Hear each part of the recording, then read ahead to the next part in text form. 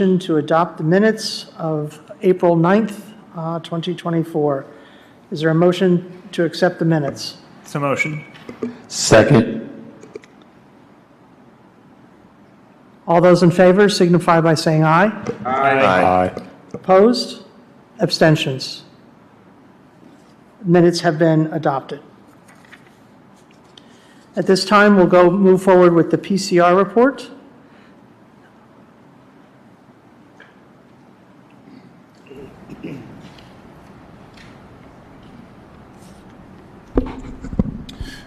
Good evening, Chair, Co-Chair, members of the board, and welcome to the newest member to the board.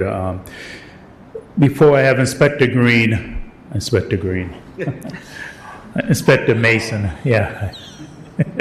Inspector Mason bring the PCR report. Just want to give you a couple of updates that's happening within the department. We're happy to announce that we hired 13 new members to our team. They are now 3 weeks into the police academy, so we're really excited about them as they begin their journey to become a full-blown public safety officer. And at the end of this month, we're starting a new hiring process. So if you know anyone that's interested, it will be online. We have an open house this Thursday at our new Station 2 from 6 p.m. Well, I'm really tired, to 8 p.m.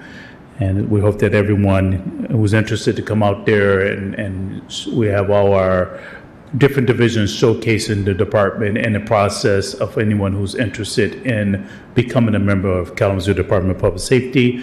And I don't think any of you, but to our newest member, Ms. Trash, just let you know we have a Regional Citizens Academy, and I think most of the members here have participated in it. They haven't.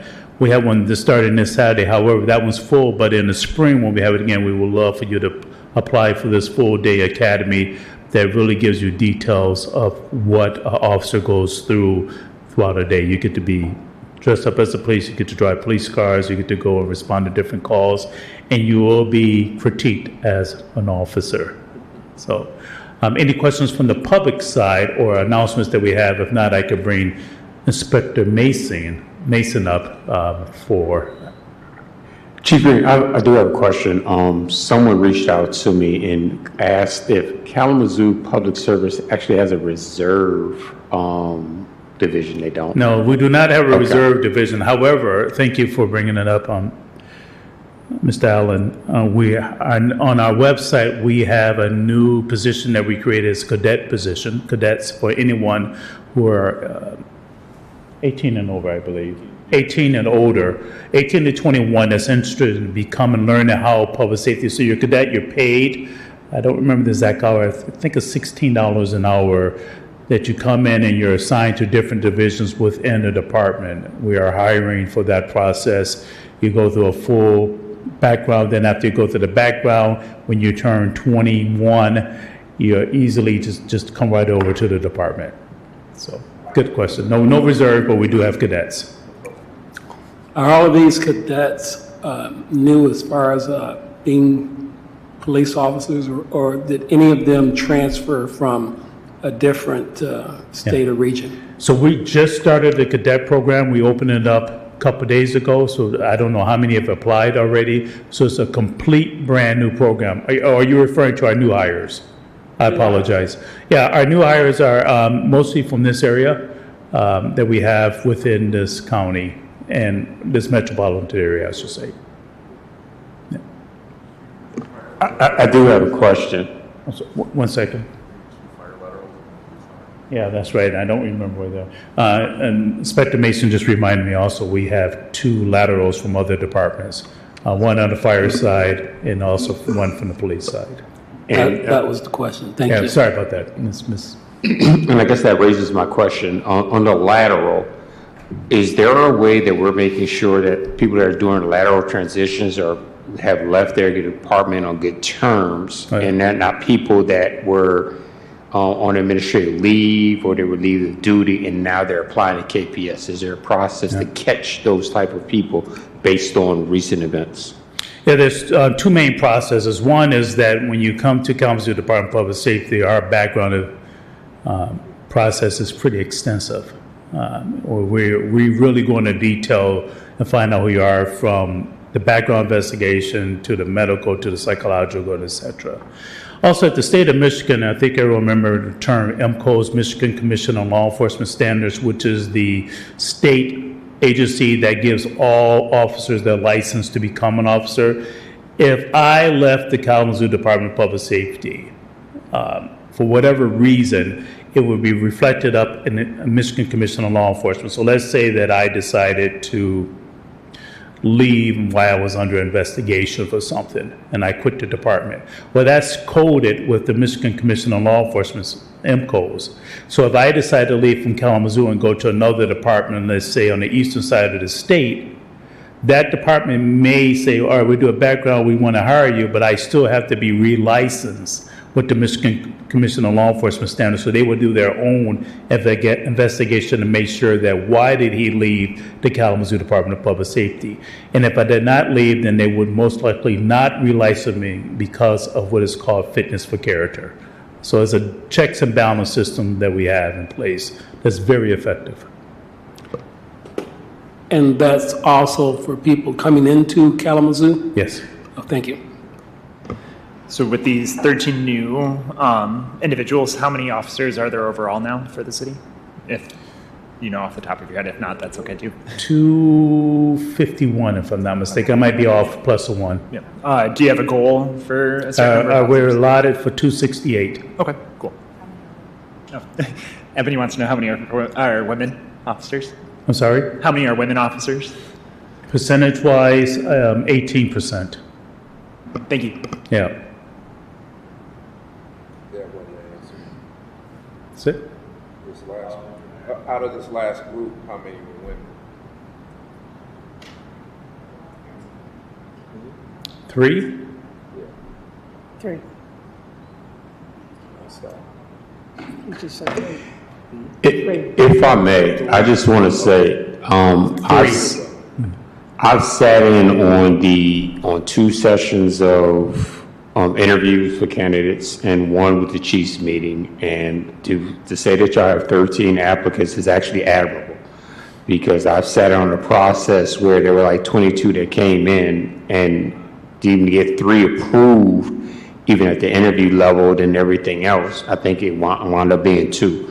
So I think the fact that you have 13 that have successfully completed the interview, the background, the chiefs and everything shows that, that you're really actively recruiting, really actively trying to build upon that. And I know oftentimes people are like, why can't we get good officers? But to understand the process, it kind of displays why it can be difficult. So I just want to commend y'all for being, to persevere and to really develop and get 13 true candidates out there. So a lot of times we point our finger, we say, why don't we have good candidates? But then when we actually do, so it's just admirable. And I want to thank y'all for staying, on point and making it happen. So thank you. I'd like to second Mr. Allen's comments there, especially for the fitness test. I know that's usually the biggest barrier to a lot of applicants, and I know that there was an officer that was working with applicants over the summer to make sure they were up to par. So that was commendable as well. Thank you. So we know how many women there are, about 45. How many underrepresented as far as minorities? We have, when I say That's Hispanics, including women. Latinos, blacks, and don't quote me, I might be percentage off a little bit, 31%, but I could be off a plus or minus. No problem. Thank you. Yep. Okay, good. I would now turn it over to Inspector Mason. Thank you, Chief. Good evening, everyone. Mr. Ash, welcome. I'm Inspector Chuck Mason with the Office of Professional Standards. As you can see in the PCR report, we've eclipsed last year's total number of complaints. That is bolstered by the fact that at least 10 of those complaints are from 3 different people. So we have several people who kind of been repeat. I know we have one citizen who's filed 5 separate PCRs, which has kind of shot those numbers up. But with Sergeant Noble was here at the last meeting, just kind of sitting in. He's been temporarily assigned to professional standards while he's on light duty. He's been a great help with all the other stuff I've got going on and helping kind of clear some backlog and get those PCRs done in a timely manner. So, is there any specific questions I can answer about what you see before you?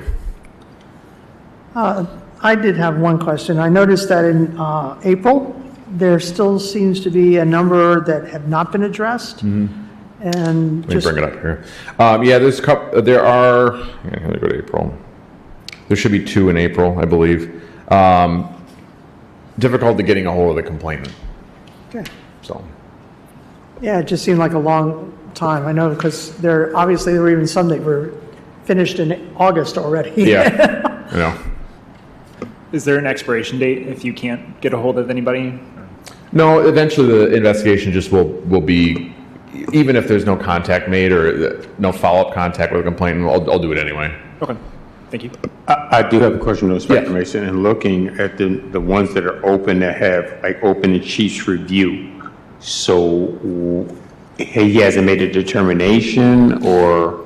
That's or correct. is So it- when the report leaves my office, it was sent first to Assistant Chief Green for initial review, and then he provides it to Chief Boyson, who kind of has a stack that he works through with everything else he's got to take care of. So basically, if it's sitting in front of the chief, it gets denoted as being under Chief's review.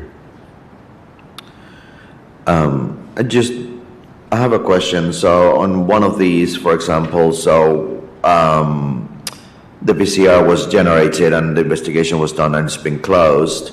And then there has been some findings. So, for example, like some of the allegations were either sustained or misconduct other. What typically happens with that? Can you tell us, like, I don't know if this is one of those examples where while you're conducting the investigation, then you find something else and that becomes like a misconduct, for example. And then how do you deal with that and in terms of training, reprimand, or whatever it is, just to follow up? Sure. If it's labeled as sustained, that means that the specific allegation that the citizen made was sustained against the officer. So the officer violated policy by doing whatever it was that the citizen alleged. If it's labeled misconduct other, that means that during the course of the investigation, something else was found by my office that constituted some sort of policy violation or misconduct. Sometimes it's as simple as turning on their body camera too late to unprofessionalism, things like that. The misconduct other is held kind of under the same, it's treated the same as a sustained finding. So the chief would make a determination on what's going to happen, whether it be discipline, training, which we term as a coaching. It's essentially in lieu of discipline. And then the report is sent back to the appropriate division. If it's a patrol officer, it's the Operations Division, Detective Bureau, CID, so that those divisional commanders can handle either discipline or training at that level.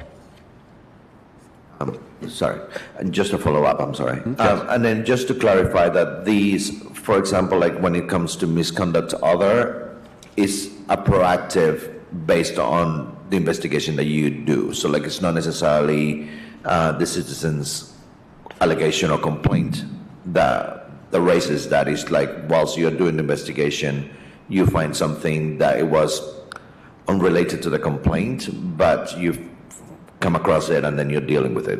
I want to be clear about that. So yeah, if a citizen made a complaint that an officer didn't have their body camera on, and then it was found that they did not, then that would be a sustained complaint. But if the citizen had made something else, and then during that investigation I found that, it would be classified as misconduct other. Thank you. Yeah, I just, one quick question.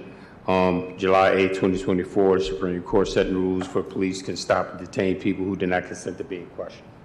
So with that being said, has there been an update to either Kalamazoo's policy, procedure, or training to incorporate this new ruling? When last I've heard, it's under review by the prosecutor's office to see what, if any, impact it'll have on their charging and if we need to update our policies and procedures, or if it's just general practices. In that case, was there a violation, or do we have a case where the officer's articulation was so poor that the court had no choice but to find, the other way? So I think that we're kind of just waiting for any decision to come down from. And are any of these open complaints, does this new Supreme Court ruling have an impact on any of those open complaints? I don't believe it will. Okay. Under findings, what is a chief's review? That means the report has been completed by my office, and it's awaiting, the chief is reading the report, essentially. Generally, the chief has 30 days to review it and send it back to my office with a decision. On the transparency page, and then also within the documents that we get, there are things that are labeled allegations, and there are things that are labeled complaints. It would be helpful, I think, especially for our new members, to understand the differences. Sure. The complaint is, so if someone submits a complaint form to my office, I consider that to be one complaint, but within it they could have multiple allegations. So,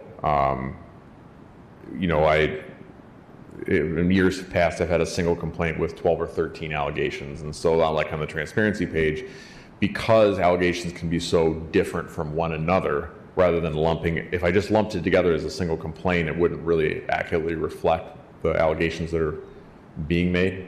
So by putting it online, kind of in that broken down portion, we can, I guess, get a closer look at exactly what's being alleged. And even then, I have to kind of, I can't remember if there's 7 or 8 different categories online that I kind of, and the same categories that you find in the Excel documents that you get, but I have to be able to condense them, kind of categorize them into these different areas. Otherwise, we'd have all kinds of categories, and none of the numbers would have any relevance. Thank you. Yeah. Other questions? Okay. Thank you. Thank you.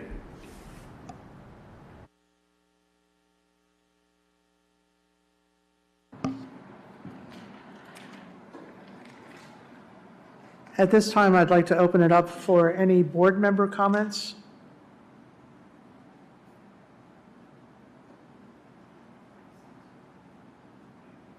Oh, well, good. All right. Thank you. Next, we'll move on to citizen comments. This is limited to 3 minutes per person. It's the opportunity for the general public to make comments to the board. Speakers will have 3 minutes. And we'll start with in-person speakers and then go to call-in. People who want to offer comments via phone should call 888-382-9556, starting now. Through the end of this public comment period, we will then take time. This is not a time for dialogue or for give and take between speakers and board members or with city staff. Your concerns can be addressed. We ask you to sign in and provide your contact information. Please also be mindful of the time limit and finish your sentence when time expires. I see that we have no in-person comments. Do we have any call-in comments? I am checking now, Chair.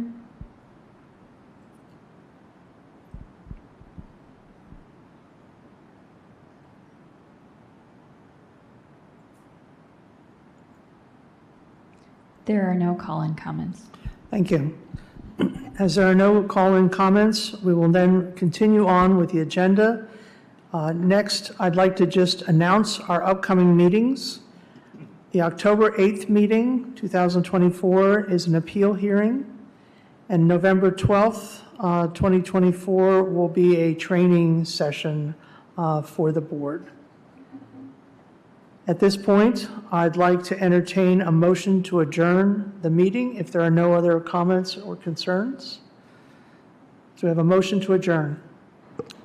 Make the motion to adjourn. Is there a second? Second. All those in favor signify by saying aye. Aye. Aye. Anyone opposed? And at this time, the board will move into a closed session for our subcommittee work. I'd like to thank Chief Green and Inspector Mason.